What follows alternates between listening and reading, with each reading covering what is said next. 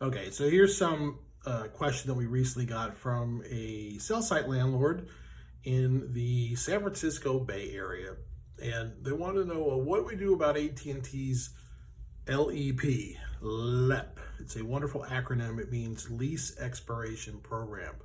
So AT&T has a lease expiration program where they are essentially using, these third-party vendors from, let's just say, the San Diego area, to send out letters and get property owners all riled up and worried, and get them to give them 10, 20, 30% rent reductions.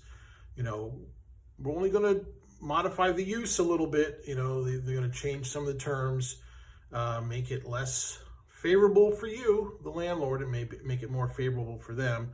And then, also, reduce your rent escalator, get a right of first refusal, and et cetera, et cetera. Nothing in that agreement, the term sheets, the letters that they're proposing, favors the landlord. Now, here at Tower Genius, yes, so we've been saying now for quite some time that 5G will eliminate many urban rooftop cell sites. Okay, so as these cell sites go in, these 5G small cells, right? They're putting these things up on utility poles, and you see these little, they look like upside down Q-tips, that are stealthed or whatever. You see these poles going in very close to street level. Those are these small cells that they're putting in the public right of ways, in these where there's a public right of way on sidewalks, etc.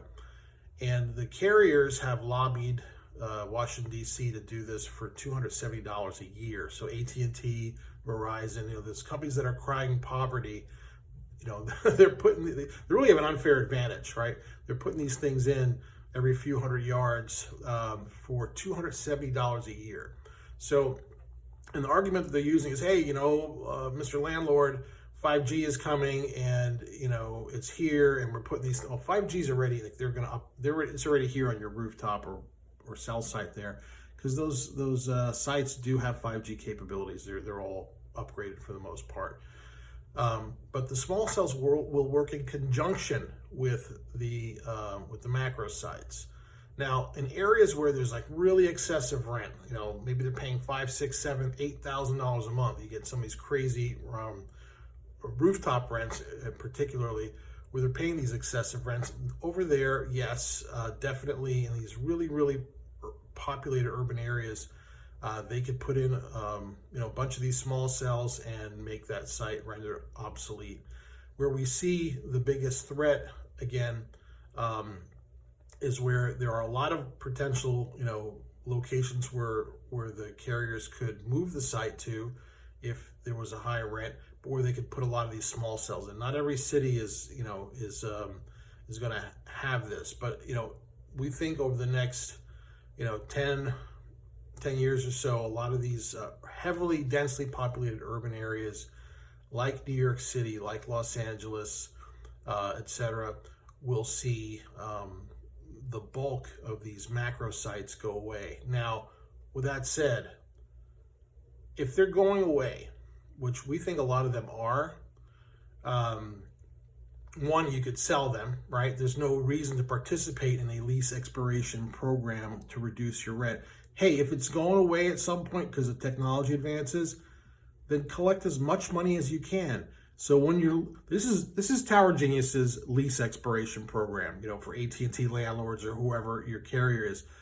Let that lease get closer to expiration, then renegotiate it for more money. If you can sell it, sell it. If not, collect that higher rent amount for as long as you possibly can until the technology becomes obsolete.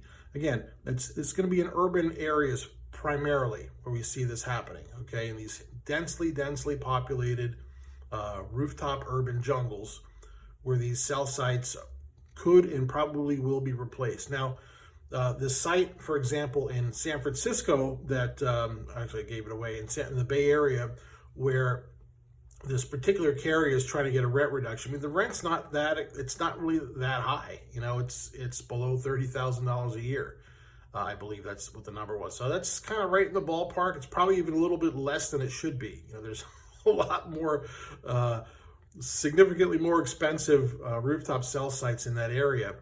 And when I look at that site, I look at the coverage area there. It's a tough area to cover. There's topography issues. There's all sorts of challenges.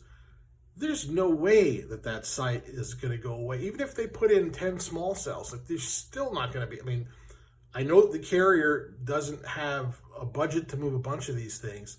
You know, what these companies will tell the landlord is, hey, T-Mobile decommissioned a bunch of sites. Sprint actually left a bunch of sites, and the ones though that weren't T-Mobile, Sprint, the keep sites, and so we could move the site over there. The Verizon or AT&T site. That's baloney.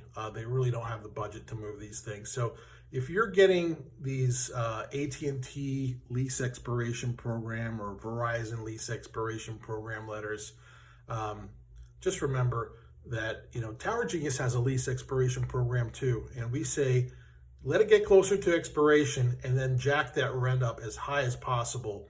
And we can help you and advise you and guide you when you need to do that. But again, by giving a rent reduction to one of these, through one of these third-party companies, if technology changes to the point where the site's going to become obsolete anyway, why would you give up your rent?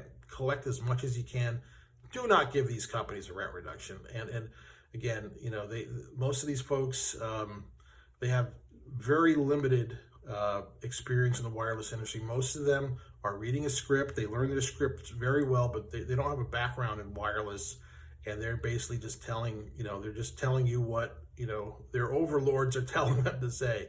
So if you have questions, give us a call at Tower Genius, 888-313-9750. Visit us at towergenius.com. Have a great day. Don't give them a rent reduction.